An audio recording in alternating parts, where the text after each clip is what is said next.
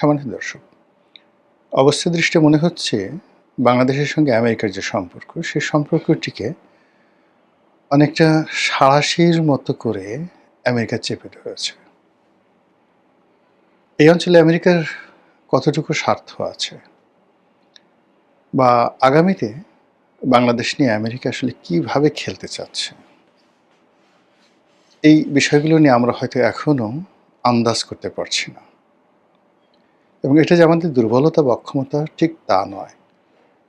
মূল ব্যাপার হলো যে প্রযুক্তিতে যে জাতিগুলো এগিয়ে থাকেন, অর্থ কড়ি, টাকা পয়সা, ধন সম্পদ ইত্যাদি, যখন কোনো একটা জাতি একেবারে উৎকর্ষতার চরম শিখরে পৌঁছে যায়, তখন তাদের আবেগ, অনুভূতি, চিন্তা করার ক্ষমতা এবং ভবিষ্যৎ প্ল্যানিং যে ক্ষমতা, সেই ক্ষমতাগুলো এক্সট্রিম পর্যায়ে চলে যায়। ফলে বাংলাদেশ নিয়ে আমেরিকা আসলে কি চিন্তা করছে, সেটি এদেশের প্রধানমন্ত্রী, সাবেক প্রধানমন্ত্রী থেকে শুরু করে আমরা যারা আমজনতা রয়েছি, আমাদের মন মস্তিষ্কে ঢুকবে না। ৩-৪টি উদাহরণ বলি। মানে ধরুন, মিশরের ফারাও বা ফেরাউন, তারা যে পিরামিডগুলো তৈরি করেছেন, মমিগুলো তৈরি করেছেন, অবাক বিস্ময়ে এখনো পৃথিবী ভাবছে যে কেন তারা এই কাজটি করেছিলেন এবং এত টাকা কেন খরচ করেছিলেন। আজকে ৫,০০০ বছর ধরে আমরা সেই ফেরাউন এবং পিরামিডদেরকে নিয়ে গবেষণা করছি। চীনের মহাপ্রাচীর কেন আজ থেকে ৫,০০০ বছর আগে তারা শুরু করেছিল এবং কন্টিনিউয়াসলি ৩,০০০ বছর ধরে এটির নির্মাণ কাজ চলেছিল কেন? চীনের আধুনিক স্থপতিবিদ যারা রয়েছেন, তারাও এটা বের করতে পারছে না। সবাই বলছেন যে এটা মঙ্গোলিয়া থেকে মঙ্গল যে যোদ্ধা, আক্রমণকারী, তাদেরকে প্রতিহত করার জন্য এটি করা হয়েছিল। কিন্তু আপনি এখন দেখুন যে যেভাবে প্রায় ২,০০০ কিলোমিটার জুড়ে এই প্রাচীর রয়েছে, মহাপ্রাচীর রয়েছে, এবং এমন এমন জায়গা দিয়ে রয়েছে যেখানে মঙ্গলদের আসার প্রশ্নই আসে না। আর মঙ্গলরা যখন এসেছিল, চেঙ্গিস খান যখন এসেছিলেন, ঠিক সেই সময়টিতে আপনার সেই জায়গা দিয়ে কোনো রকম গ্রেট ওয়াল ছিল না। আচ্ছা, একইভাবে চিন্তা করেন তো যে কুতুব মিনার, ওই জমানাতে এত বড় একটা স্থাপত্য কলা কি কারণে, কেন এটি তৈরি করেছিলেন কুতুবউদ্দিন আইবেক প্রথমে, বাকি অংশ আবার সমাপ্ত করেছিলেন সুলতান ইলতুৎমিশ। আজও দিল্লির বুকে সেটি দাঁড়িয়ে আছে। তো এভাবে আসলে রাষ্ট্র ক্ষমতাতে আমি এই জিনিসগুলো বললাম, এরকম অসংখ্য উদাহরণ দেওয়া যাবে।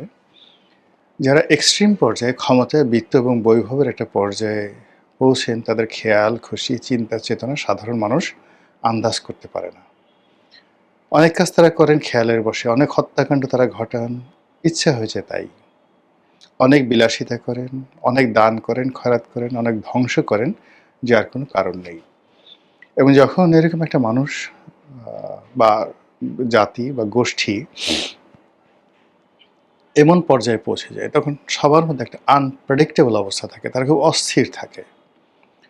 যখন পৃথিবীর ১ নম্বর পরাশক্তি ছিল চীন, না আনপ্যারাল পরাশক্তি ছিল the first in the world, প্রথম, সেটা হলো পারস্য।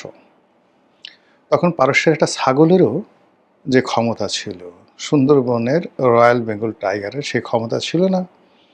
এবং সেই ক্ষমতাটা এখন আপনি পারস্যে গিয়ে তাদের যে জাগ্রেব পর্বতমালা রয়েছে, সেখানে যে মাউন্টেন গোট রয়েছে, এক পাহাড় থেকে আর এক পাহাড়ে তারা যেভাবে লাফিয়ে ছুটে চলে, ওই সাহস আমাদের রয়্যাল বেঙ্গল টাইগারের নেই।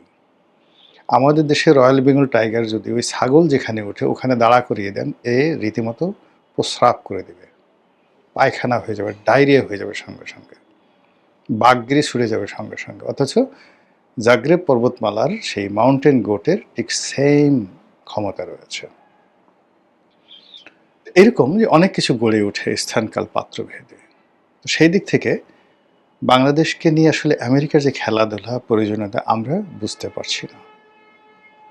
কিন্তু অবস্থা দৃষ্টে মনে হচ্ছে যে তারা বাংলাদেশকে খুব একেবারে একটা অক্টোপাস যেভাবে ধরে ঠিক ওভাবে চারিদিক থেকে তারা ধরেছে।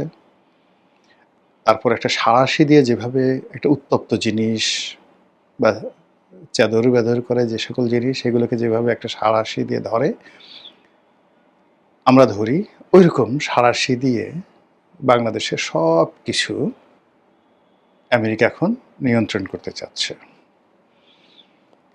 তারা বাংলাদেশের ট্রেড অ্যান্ড কমার্স, তারা বাংলাদেশের জাতীয় সংসদের দক্ষিণ চত্বরে তাদের স্বাধীনতা দিবস পালন করা থেকে শুরু করে আরও অনেক কিছু তারা করে চলেছে এবং করে যাচ্ছে, এবং এটার কোনো খ্যামতি নেই বা এটার কোনো যাকে বলা হয় বিরতি নেই। তারা কি জোর করে আমাদের কাছ থেকে করিডোর আদায় করবে? তারা কি মায়ানমারের যে আরাকান আর্মি, সে আরাকান আর্মিকে অস্ত্র দেবে এবং আরাকান আর্মিদেরকে সেই চীনের বিরুদ্ধে এবং মায়ানমারের নেপিতোতে যে বা রাজধানী যেটা রয়েছে ইয়াঙ্গুনের পাশে নতুন রাজধানী করেছে নেপিডো, তো সেখানে যে সামরিক জান্তা সরকার আছে, এখন সে সামরিক জান্তা আবার নির্বাচন করে প্রেসিডেন্ট হয়েছে, তো তার বিরুদ্ধে যুদ্ধ করবে? এবং ওখানে তারা যে মায়ানমার অ্যাক্ট বা বার্মা অ্যাক্ট 1953 দিকে বা 50-এর দশকে তারা করেছিলেন, সেটা কেন এই মুহূর্তে এসে 2026 সনে তারা এখনই বাস্তবায়ন করতে চাচ্ছে? বিশ্বাস করেন আমরা এগুলো নিয়ে আলোচনা করতে পারি, কিন্তু এগুলো নিয়ে একটা সামারি তৈরি করা বা স্থিরভাবে কোনো কিছু বলা, এটা আমাদের পক্ষে সম্ভব নয়। তো আমেরিকা যে ফাঁদ দীর্ঘদিন ধরে পেতে আসছিল, সেটা আপনি 80-র দশক থেকে ধরেন, একেবারে এরশাদ জমানা থেকে ধরেন, পাকিস্তান জমানাতে তারা একদম 100% ওকে ছিল যে এ দেশ তাদেরই, তারা যে কোনো সময় বার্মা অ্যাক্ট করতে পারবে, টুডে অর টুমরো। তারা অপেক্ষা করছিল, কিন্তু 71-এর মুক্তিযুদ্ধটি একেবারে তাদের হিসাবের বাইরে হয়ে যায়। তারপর তারা জমের মতো ভয় পেত বঙ্গবন্ধুকে, ভীষণ রকম ভয় পেত। ফলে বঙ্গবন্ধুর জীবদ্দশায় তাকে মারার জন্য, তাকে শেষ করার জন্য, তার রাজনীতি শেষ করার জন্য সর্বশক্তি নিয়োগ করেছে আমেরিকা। জিয়া রহমান সাহেব যখন এলেন, পুরো সময়টা ছিলেন ঝড়ের গতিতে তিনি ঘুরে বেড়িয়েছেন। তার সঙ্গে আমেরিকা বন্ধুত্ব করার চেষ্টা করেছেন, তিনিও আমেরিকার সঙ্গে বন্ধুত্ব করার চেষ্টা করেছেন, কিন্তু ওই সময়ের কারণে ফাঁদটি তৈরি হয়নি। কিন্তু এরশাদ জমানাতে এরশাদের সঙ্গে আমেরিকার, ভারতের, মধ্যপ্রাচ্যের একটা অসাধারণ সম্পর্ক ছিল। ঠিক ওই সময়টাতে আমরা রাজপথে কতগুলো স্লোগান দিতাম, যেমন বঙ্গবন্ধুর জমানাতে যেটা দেওয়া হতো, রুশ ভারতের দালালেরা হুঁশিয়ার সাবধান, আর মার্কিন সাম্রাজ্যবাদ নিপাত যাক, এই ব্যাপারে প্রায় সবাই ঐক্যমত্য ছিল 80-র দশকে। এবং আপনাদের মনে আছে যে বায়তুল মোকরমের এদিকে একটা আমেরিকান কালচারাল সেন্টার ছিল, একবার সেই কালচারাল সেন্টারে আগুন ধরিয়ে দেওয়া হয়েছিল। তাহলে বোঝার চেষ্টা করুন যে আমেরিকাতে আমেরিকা যে বাংলাদেশের ব্যাপারে নাক গলাচ্ছে, এটা দীর্ঘদিন ধরে। তারা সেই 70-এর দশক থেকে তারা সমাজের বিভিন্ন স্তরে তাদের এজেন্ট তারা নিয়োগ করে যাচ্ছে, সাংবাদিকদের মধ্য থেকে, ব্যবসায়ীদের মধ্য থেকে, সম্পাদক, মালিক, রাজনীতিবিদ, অনেকের মধ্য থেকে তাদের যে আমেরিকান কালচারাল সেন্টার রয়েছে, সেই কালচারাল সেন্টার, ইউএসএআইডি, এরপর অন্যান্য যে সকল দাতব্য সংস্থা রয়েছে সেগুলোর মাধ্যমে, এবং আমেরিকার অনেকগুলো এনজিওর মাধ্যমে, এগুলো করে এখন একেবারে তারা পরিপূর্ণ। আমাদের সমাজের যত বড় বড় রুই, কাতলা, মৃগেল, পাঙ্গাস, বোয়াল যা কিছু দেখেন আমাদের সমাজে, বেশিরভাগই কিন্তু প্রায় অলমোস্ট 90% এই বড় বড় মাছগুলো, এগুলো আমেরিকার কেনা, কৃতদাস, চাকর। তারা চাকর, তাদের স্ত্রী চাকর, তাদের সন্তান সন্ততি চাকর, পুরো পরিবার চাকর, সারাদিন বাসায় বসে বসে আমেরিকার জিকির করে। তো ঠিক সেই অবস্থাতে শেখ হাসিনার পরিবর্তন হয়েছে, পট পরিবর্তন হয়েছে, তার ক্ষমতা চলে গিয়েছে।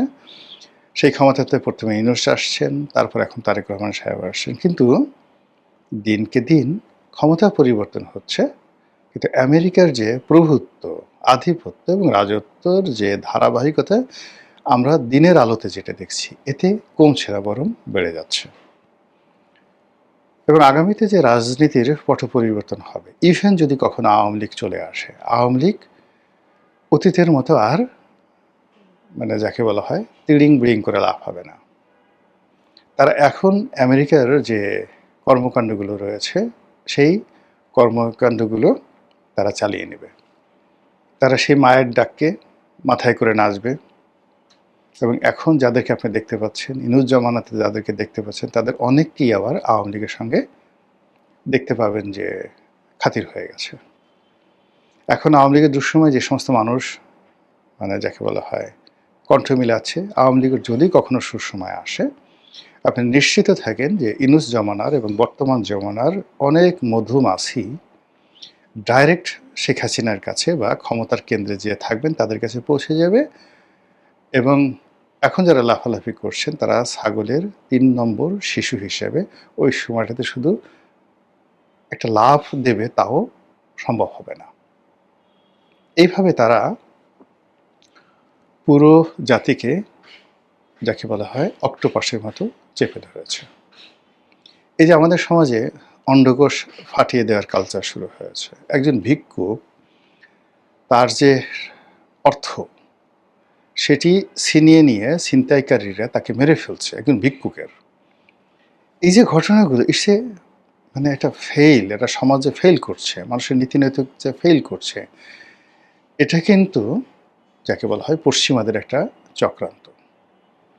পশ্চিমারা যখনই কোনো একটা দেশে সাম্রাজ্যবাদীদের যে ম্যানিফেস্ট, সেই ম্যানিফেস্টো অনুযায়ী অভিযান চালায়, তখন সে জাতির মোরাল ক্যারেজ শেষ করে দেয়, নীতি নৈতিকতা ধ্বংস করে দেয়, এবং সে জাতি কোনো অবস্থাতেই তাদের সমাজে বুক উঁচু করে, সিনা উঁচু করে জাতির সামনে দাঁড়াতে পারে এরকম একজন লোকও থাকে না। সবাইকে মানে কালপ্রিট বানিয়ে দেওয়া হয়।